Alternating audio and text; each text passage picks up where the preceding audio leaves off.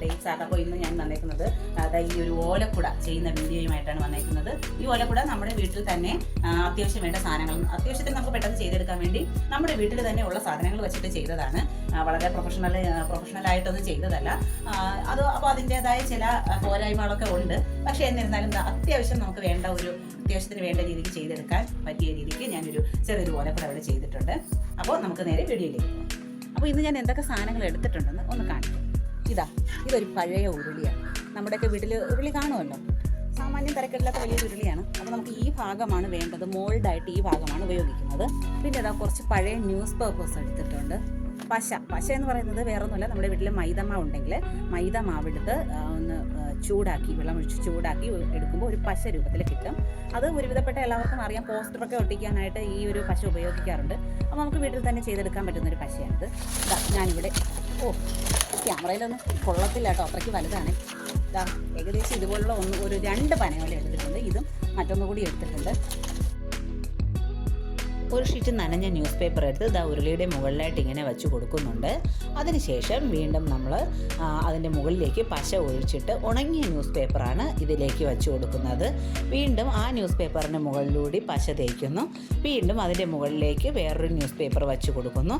അങ്ങനെ ഏകദേശം ഒരു 10-12 ലെയറോളം നമ്മളിങ്ങനെ ചെയ്തെടുക്കുന്നുണ്ട്. ഉരുളിയുടെ മുകളിലായി ഏകദേശം 12 ലെയറോളം ഇങ്ങനെ പശ തേച്ച് പേപ്പർ വച്ചിട്ടുണ്ട്. ഇനി ഇത് ഒന്ന് ഉണങ്ങി വരുന്നത് വരെ നമ്മൾ കാത്തിരിക്കേണ്ടതുണ്ട്. ഉണങ്ങി വന്ന ശേഷം കുടയുടെ ഷേപ്പിൽ വെട്ടിയെടുക്കണം. ഇവിടെ ഏകദേശം ഒരു 2-3 മണിക്കൂർ വെയിലത്ത് വെച്ച ശേഷം ഇത് ഉണങ്ങി വന്നിട്ടുണ്ട്.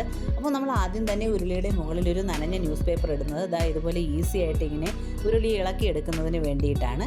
ഇപ്പോൾ ഏകദേശം ഉണങ്ങിയിട്ടുണ്ട്. അപ്പോൾ ഇത് ഉണങ്ങി കിട്ടിയിട്ടുണ്ട്. നേരത്തെ ഉരുളിയുടെ മുകളിൽ വച്ചിരുന്ന സാധനമാണ്. സൗണ്ട് കേൾക്കുന്നില്ല, നല്ല അടിപൊളിയായിട്ട് വന്നിട്ടുണ്ട്. ഇനി നമുക്ക് ചെയ്യേണ്ടത് ഇതിന് ഈ ഭാഗമൊക്കെ ഒന്ന് വെട്ടി മാറ്റിയെടുക്കാം.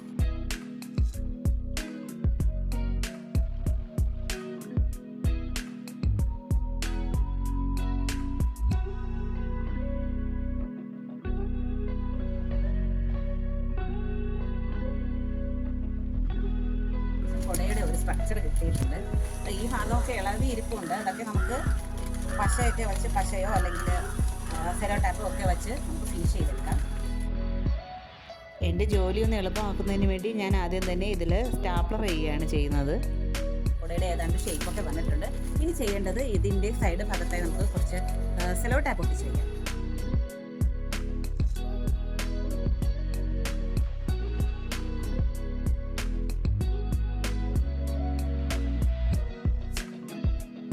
നമ്മൾ ആദ്യം പറഞ്ഞതുപോലെ ഈ ഷേപ്പിലൊക്കെ ഉണങ്ങി വന്നിട്ടുണ്ട്. നല്ല കട്ടിയൊക്കെ ഉണ്ട്. അപ്പോൾ അതിനുശേഷം ഞാൻ ഇങ്ങനെ പനയോല ഇങ്ങനെ കീറി വെച്ചിട്ടുണ്ട്. കുറച്ചൊക്കെ ഇങ്ങനെ എടുത്ത ശേഷം ഒട്ടിക്കുന്ന വെച്ച് ഇങ്ങനെ ചേർത്ത് ഇങ്ങനെ ഒട്ടിച്ചെടുക്കാനാണ് ഞാൻ നോക്കുന്നത്.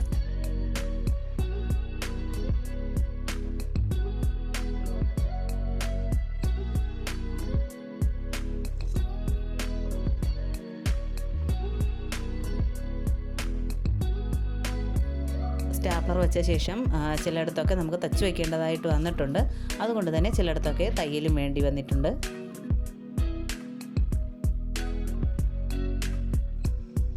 അപ്പോൾ നമ്മൾ ഏകദേശം ഇത്രയും പരുവാക്കി എടുത്തിട്ടുണ്ട്. അപ്പോൾ ഇനി ഞാൻ ഇവിടെ സ്ഥലം വിട്ടേക്കുന്നതെന്ന് വെച്ചാൽ നമുക്ക് ഈ കുടയ്ക്കുള്ള കാല് വയ്ക്കണം. അതിനുവേണ്ടി ഇവിടെ ഒരു പിടുത്തം വേണം. അതിന് വേണ്ടിയിട്ടാണ് ഇത്രയും സ്ഥലം വിട്ടേക്കുന്നത്. അതായത് ഇവിടെ കൂടി കൊണ്ടുവന്ന് നമ്മളൊരു അഡ്ജസ്റ്റ്മെൻറ്റിലൊരു പിടുത്തം വയ്ക്കുന്നുണ്ട്. അങ്ങനെ വരുമ്പോൾ ഇതിന് അത് കഴിഞ്ഞ ശേഷം ഇവിടെ ഓല വെച്ച് ഫില്ല് ചെയ്യുന്നതായിരിക്കും നല്ലത്. അതിന് വേണ്ടിയിട്ട് ഞാൻ ഇങ്ങനെ ഒരു പൈപ്പ് എടുത്തിട്ടുണ്ട്. അപ്പോൾ നമുക്കിവിടെ ഇതിൻ്റെ ഒത്ത നടുക്ക് ഇങ്ങനൊരു സംഭവം ഇങ്ങനെ വയ്ക്കണം. അപ്പോൾ അതിന് വേണ്ടിയിട്ട് ഞാൻ ചെയ്യാൻ പോകുന്നതെന്ന് വെച്ചാൽ ഇവിടെ ഒരു ഹോൾ ഇട്ട് കൊടുക്കുകയാണ്. ഇവിടെ നിന്ന് ഹോൾ ഇട്ട് ഇപ്പത്തോടി വരുന്ന രീതിയിൽ 2 ഹോൾ, അതായത് ടോട്ടൽ 4 ഹോൾ വരും. അങ്ങനെ ഒന്ന് ഹോൾ ഇട്ട്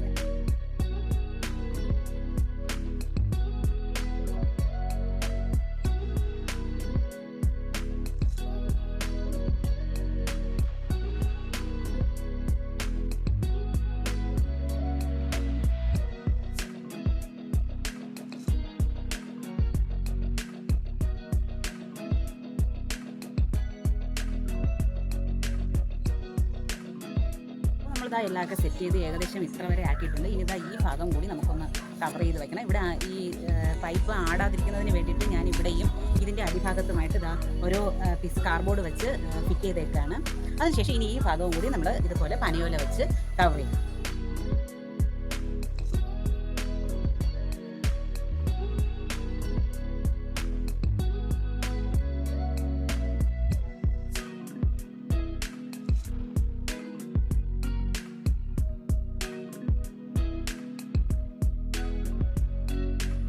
ഇവിടവും കവർ ചെയ്തിട്ടുണ്ട്, ഏകദേശമൊക്കെ കവർ ചെയ്തിട്ടുണ്ട്. അപ്പോൾ ഇനി ഇതാ ഇതിൻ്റെ അടിഭാഗം നമ്മൾ ഈ പേപ്പറൊക്കെ കാണുന്നുണ്ട്. ഈ ഭാഗത്തു കൂടി എന്തെങ്കിലും വെള്ള പേപ്പറോ അല്ലെങ്കിൽ ഇതിൻ്റെ കളറിലുള്ള ഏതെങ്കിലും ചാർട്ട് പേപ്പറോ എന്തെങ്കിലും വെച്ചിട്ട് ഇവിടെയും കവർ ചെയ്യാം. അപ്പോൾ എൻ്റെ കയ്യിൽ ഇപ്പോൾ കുറച്ച് സ്പോഞ്ച് പേപ്പറുണ്ട്, പേപ്പറല്ല ഒരു ഷീറ്റുണ്ട്. അപ്പോൾ അത് വെച്ച് കവർ ചെയ്യാമെന്നാണ് ഞാൻ ഉദ്ദേശിക്കുന്നത്.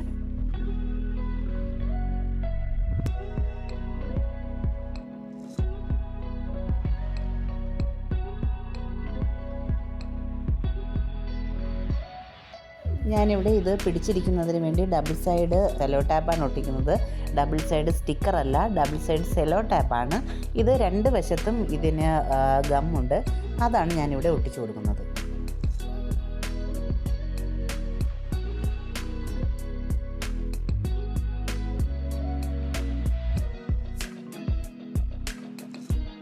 അപ്പോൾ നമ്മൾ അത്യാവശ്യം വേണ്ട ഒരു ഓലക്കുട തയ്യാറാക്കിയിരിക്കുകയാണ്. നിങ്ങൾക്കറിയാമല്ലോ, എല്ലാം നമ്മുടെ വീട്ടിലുള്ള സാധനങ്ങൾ തന്നെയാണ്. സ്ട്രോങ്ങായിട്ട് ഒട്ടിക്കുക, തയ്ക്കേണ്ടടുത്ത് തയ്ക്കുക, ഒട്ടിക്കേണ്ടടുത്ത് ഒട്ടിക്കുക, അങ്ങനെയൊക്കെയാണ് ഇത് ചെയ്തേക്കുന്നത്.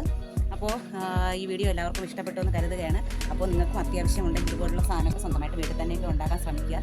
നമ്മൾ തന്നെ ഉണ്ടാക്കിയ സാധനം കാണുമ്പോൾ നമുക്ക് തന്നെ ഒരു സന്തോഷമല്ലേ. അപ്പോൾ എന്തായാലും വീഡിയോ ഇഷ്ടപ്പെട്ടുവെങ്കിൽ നിങ്ങൾ കമൻറ്റ് ചെയ്യുക, ലൈക്ക് ചെയ്യുക, ഷെയർ ചെയ്യുക. അപ്പോൾ ഇനി അടുത്ത ആഴ്ച പുതിയ വീഡിയോയുമായി വീണ്ടും കാണാം.